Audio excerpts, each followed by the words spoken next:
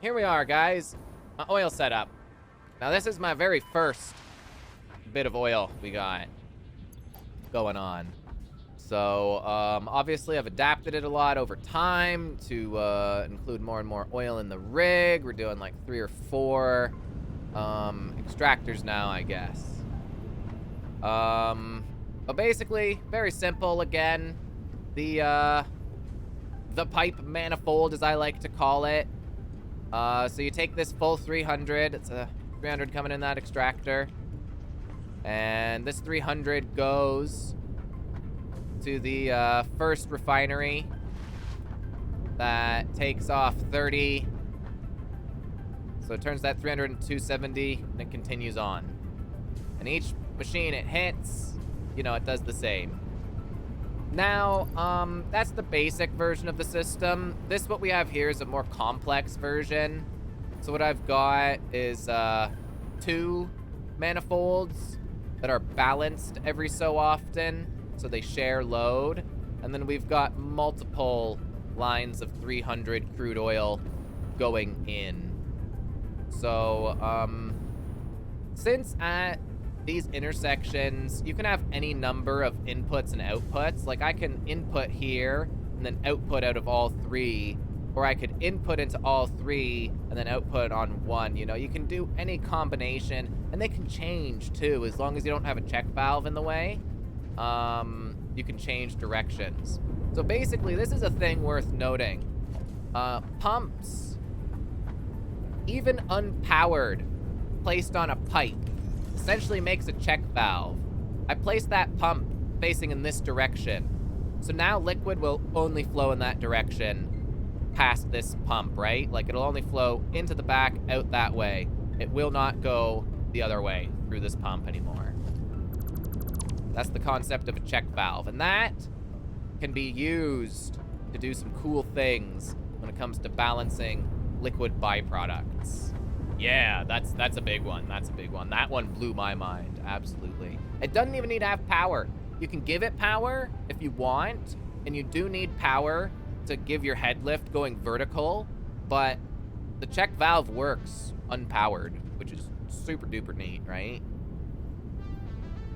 And, so yeah, hopefully you guys kind of understand the balancing there, how that works. I don't know, it's hard for me to tell, like, how much to explain. So if we go back to the 300 minus 30, minus 30, minus 30, minus 30, blah, blah, blah, blah, blah. We got 1, 2, 3, 4, 5, 6, 7, 8, 9, 10. So as it turns out, this would never happen, but that 300 is perfect, exact usage when it's running full tilt. Well, let's say a time like now, it's not running full tilt. We're backed up on heavy oil residue. So all that extra oil goes on to get merged into here to supply these bad boys, if they need it anymore. That's the beauty of that balance system. So these guys have their own supply of 300 coming in. And that supply can go and help out on this side, or it can go to this side where it's needed, and it gets diminished as you go along. And whatever leftovers we have from this side could theoretically not enter through here because of the 300 limit, but it could enter through here maybe, but probably not because there's another 300 limit imposed. Same with this back one. So I guess if you really look at it, it's the first one that's not getting anything supplied. Or I guess, yeah, all of those, since we have the backup, we'd need to add another... We'd need to add one last crossover for each pipe to really make this work. To really give that free flow space. What you'd want to do... Oh my god, they fixed this. Oh no, maybe they didn't. Maybe it's just because I'm flying. Maybe it's just because I'm flying. But yeah, you'd want to add something here so you don't get jammed up on that 300 limit. That is a real a real pain when that happens with the pipes. And now you can see that, unfortunately enough, I am actually having a problem with my byproducts here. That's mostly due to our recent addition of nuclear power. Our power grid is now sitting at like 20% usage instead of the usual like 60, 70, sometimes even 90% usage I'd get it up to. So that means the coal power generators and the fuel power generators are not burning as much coal and fuel, so we're not effectively dealing with our byproducts here. Now, thankfully, it matters not for me in this case, as I have a second oil factory going on, and it is dumping its byproducts into a much larger array of fuel generators. So we'll pop on over there real quick and give you a look. Because, yeah, like you could see the oil residue was piled up over there. You can see the coke is piled up here, right? It's not getting burned enough. This will resolve itself as we boost our power percentage up. This will resolve, because I know this system works beautifully at about 60%. So I'm not gonna mess with it for that reason. It's a waste of time for me, you know? It's a waste of time for me to do that. I'd have to if I didn't have my second setup, but thankfully I've got my second setup, so I can kind of just forget about that. That doesn't really make too much anyways compared to what we have going on over here. We have a much larger potential for production.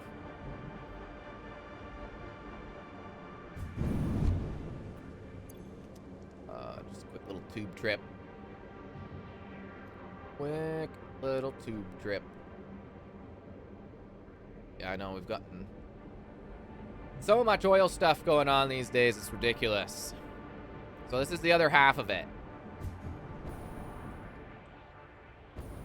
So we still produce here all of our packaged fuel for the trucks. We produce that fuel straight out of the oil, just keeping it simple. We don't have enough residual for the production of this yet, though that might change in the future. We actually ship the plastic in. We ship the plastic in. You don't need to know anything. You don't need to know anything more than that. But basically, since our nuclear edition, we've turned all of this off. So all of this that used to produce our fuel generators has all been turned off, right? Check it out. It's all dead.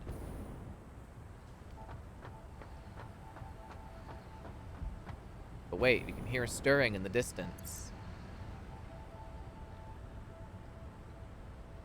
And an autosave as well. Oh, yeah, you hear that? So basically, what we got going on here now is residual fuel. You can see this is a monster of a setup, right? Just a monster of a setup. All those refineries that we used to produce that fuel, those are all off now. So this is a humongous, amazing place to burn residual fuel, and that's exactly what we do. So where we are producing the bulk of our rubber and plastic, we take all that heavy oil residue, and we make it into this residual fuel. So far, we have 2 pipes carrying this residual fuel, and we just send it into there. And since all those generators are empty, this fuel is not even close to enough to filling those guys up. So it gets dealt with perfectly. Even on the 20% usage, this is still gonna do us for a long while. So the reason I'm not messing with the other setup and trying to fix it is because I know it'll fix itself at 60%, and I know we can use this setup to get us there. Because this guy is showing no signs of slowing down. Like, you saw how many empty generators were over there.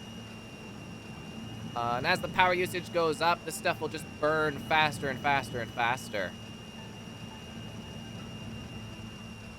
So in my opinion, this has got to be one of the most basic, easy ways to deal with the byproduct. But see, check that out. Look at that. Look at all that byproduct, man. All being used up, all being turned into residual fuel, and then boom, just getting burned for power. And look at the amount of product we make, man. All the rubber there. We got all kinds of plastic up here. And we're gonna be able to scale this, man. We're gonna be able to scale this.